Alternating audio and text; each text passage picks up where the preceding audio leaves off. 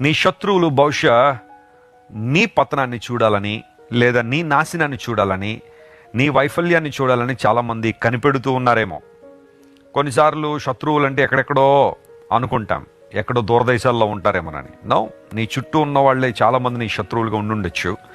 వాళ్ళు కేవలం మిత్రులుగా ఉన్నట్టుగా వేషం వేసుకుని నీ చుట్టూ వాళ్ళే తిరుగుతూ ఉండొచ్చు. అలాంటి వారి ఇచ్చకు దేవుడు నిన్ను అప్పగించబోవట్లేదు. నమ్మిన వారు స్తోత్రం చెప్పండి, హల్లెలూయా. వారు ఏదైతే కోరుకుంటున్నారో, ఏదైతే అనుకుంటున్నారో అది దేవుడు నెరవేర్చట్లేదు. ఆయన నీ పట్ల కలిగిన ఉద్దేశం నెరవేర్చడానికి దేవుడు ఇష్టపడుతున్నాడు. అన్నలు యోసేపును తీసుకుని వెళ్ళి గోతిలో పడేశారు.